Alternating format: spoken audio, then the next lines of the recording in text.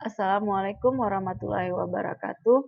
Oke, kita lanjut pertemuan meeting kita hari ini, yaitu tentang price structure. Tapi sebelum membahas tentang price structure, saya akan menerangkan sedikit tentang clause. Di pertemuan sebelumnya, kita sudah membahas tentang compound sentence. Compound sentence adalah a sentence that has at least two independent clause which consists of string of coordinate clause. Jadi, compound sentence sebuah sentence yang terdiri dari two independent clause yang digabungkan dan dihubungkan dengan coordinators. Coordinatorsnya kemarin ada and, but, or, for, and yet. Okay. See the example here. The snake killed the rat. This is his independent clause yang pertama. Dan it swallowed it. Digabungkan dengan coordinators and. The snake killed the rat and swallowed it. Okay, let's see for more example here. Saya punya independent clause yang pertama, Tony loves Mary, and independent clause yang kedua, Mary loves John. Maka kalau kedua independent clause ini kita gabungkan, dia akan menjadi compound sentence. Tony loves Mary, but Mary loves John, karena dia contradict. Idenya berlawanan. Maka kita pakai dia but. Let's see example number 2. Independent clause yang pertama, Tony loves Mary. Independent clause yang kedua, Mary loves Tony. Maka dia akan menjadi compound sentence, Tony loves Mary and Mary loves him. Kita memakaikan and jika idenya sama, paralel. And let's see the example number 3. Independent clause yang pertama, Tony will buy a new house. Independent clause yang kedua, Tony will rent an apartment. Maka kalau kita jadikan dia compound sentence, dia akan menjadi Tony will buy a new house or he will rent an apartment. Next, kita masuk sama complex sentence. Apa itu complex sentence? Nah, perbedaan antara complex sentence dan compound sentence, kalau dia compound sentence terdiri dari dua independent clause yang dihubungkan dengan coordinate conjunction, sedangkan complex sentence adalah a sentence that contains an independent clause and one or more dependent clause. Jadi, complex sentence ini terdiri dari an independent clause dan diikuti sama dependent clause. Jadi dia terdiri dari independent clause dan beberapa dependent clause. Setidaknya satu dependent clause. Nah, an independent clause can stand alone as a sentence, but dependent clause, even though it has a subject and a verb, cannot stand alone. Nah, okay, let's see here the example. Saya punya example here. Nah, ini adalah dependent clause. When the cake is brown, remove it from the oven. Remove it from the oven ini adalah independent clause. Nah, dependent clause untuk mempermudahnya, dependent clause ini kalau dia kalimat itu mempunyai subordinate conjunction. Apa itu subordinate conjunction? Kita lihat di sini helpful tips-nya dulu. The word used to link an independent clause to a dependent clause is called subordinate conjunction. Jadi signpost yang menghubungkan antara dependent clause dan independent clause kita sebut dia dengan subordinate conjunction. Yang mana subordinate conjunction ada although, because, before, even though, if, since, until, when, and etc. This is the example of subordinate conjunction. Nah, kalau sebuah clause itu memiliki this word, berarti itu kita sebut dia dengan independent clause atau subordinate clause. Nah, independent clause biasa juga disebut dengan subordinate clause. When the cake is brown, remove it from the oven. Nah, kita membutuhkan koma kalau independent clause, kalau dependent clause-nya di depan. Let's see the example here. Nah, contohnya independent clause-nya, remove it from the oven, dependent clause-nya, when the cake is brown. Kalau kita mau membentuk sebuah complex sentence yang pertama bisa jadi when the cake is brown, remove it from the oven. Nah, syarat daripada complex sentence ini dia bisa dibalik-balik ya. Bisa kita dulukan dia dependent clause-nya atau bisa kita dulukan independent clause-nya. Nah, kalau seperti ini, when the cake is brown berarti ini adalah dependent clause. Kalau dependent clause-nya di depan, maka dia harus diikuti sama koma. Koma, remove it from the oven. Kalau seandainya complex sentence yang kedua, kita letakkan independent clause-nya di depan, remove it from the oven when the cake is brown.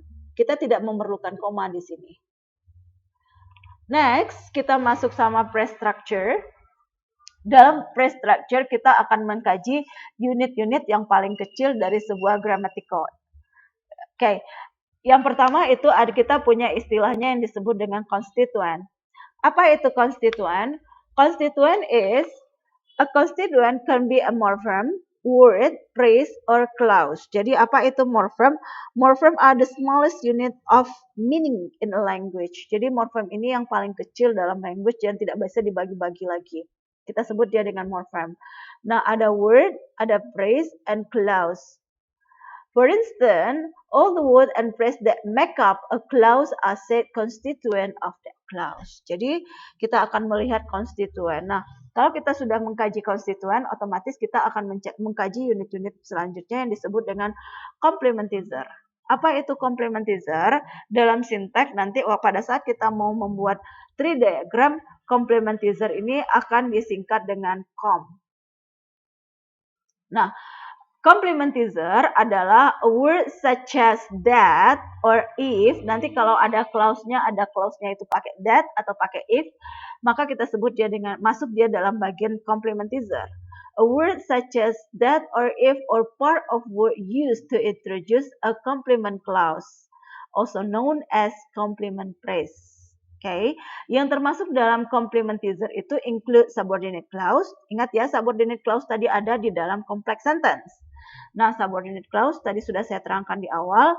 And relative clause. Relative clause who, that, which. This is I have here the example of relative clause.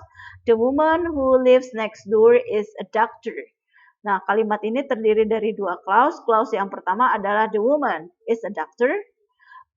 Clause yang kedua, she lives next door. Maka kalau kita mau jadikan relative clause, karena di sini the woman ini adalah orang, maka penggantinya adalah who. Dia akan menjadi the woman who lives next door is a doctor. Nah, yang termasuk dalam complementizer yang ketiga adalah relative adverb. Relative adverb where, when, why. Apa itu relative adverb? Relative adverb adalah an adverb that introduce a relative clause which is sometimes called relative adverb clause. Jadi relative adverbs adalah clause yang mengintroduce relative clause atau biasa dikenal dengan relative adverb. Nah, contohnya seperti ini. It must be wonderful to live in a safe and timeless place where you know everyone and everyone know you. Where dipakai untuk menggantikan place. Oke, next elemen selanjutnya complementizer atau com, dia akan menurunkan complement phrase. Nah, dalam sinteks nanti complement phrase ini kita singkat dengan CP. Complement phrase is a subordinate clause that serves to complete the meaning of a noun or verb in a sentence. Nah, contohnya di sini ada apakah dia sebagai subjek atau dia sebagai object of complement. Contoh sebagai subjek di sini, the adjective weak, John is awake. The adjective weak tell us something about the subject John. This is an example of subject complement. Oke, jadi weak ini menerangkan John. Nah, ini adalah subject complement namanya. Sedangkan the folk made John position untenable, ini adalah the adjective untenable tell us something about the object. Objeknya siapa? Position. John's position. Maka this is an example of object of complement. Contohnya di sini ada lagi, we vote John chairman. Nah, chairman ini adalah tell something about the object. Objeknya siapa? John. Nah, next, complement. A complement can be a word such as preposition followed by preposition. Nah, complement itu bisa jadi dia diikuti dengan preposition atau biasa kita kenal dia dengan object of preposition. Itu masuk dalam a complement. For example, di sini ada with his help. With ini adalah preposition. Sedangkan on her own. On adalah preposition. Nah, jadi yang masuk dalam complement phrase, yang pertama adalah subordinate clause, yang kedua adalah complement. Itu masuk dalam complement phrase. Nah, kemudian unit selanjutnya yang kita punya adalah inflectional. Inflectional di sini akan kita singkat dengan infl, inflectional. Nah, inflectional is a suffix that added to word to assign a particular grammatical properties to the word. Nah, suffix that added. Nah, suffix yang ditambahkan seperti apa? Contohnya kalau kita punya suffix di sini adalah cold, maka suffixnya adalah ed. Ed ini adalah suffix. Nah, suffix itu indicate that kalau dia pakai ed berarti indicate past tense atau wash. Wash, maka suffixnya adalah es. This is the suffix here. Nah, an inflectional, fungsi lain daripada inflectional adalah an inflectional serve grammatical markers that indicate tense. Jadi, inflectional adalah grammatical marker. Fungsinya adalah sebagai grammatical marker yang indicate tense. Nah, kalau misalnya tadi contoh saya adalah cold, maka di sini suffixnya adalah ed. Ed marker indicate tense-nya adalah past tense. Sedangkan washes ini adalah suffixnya, maka dia indicate present tense. Nah, ada numbers. Numbers kemarin di predeterminer sudah saya terangkan, possession or comparison.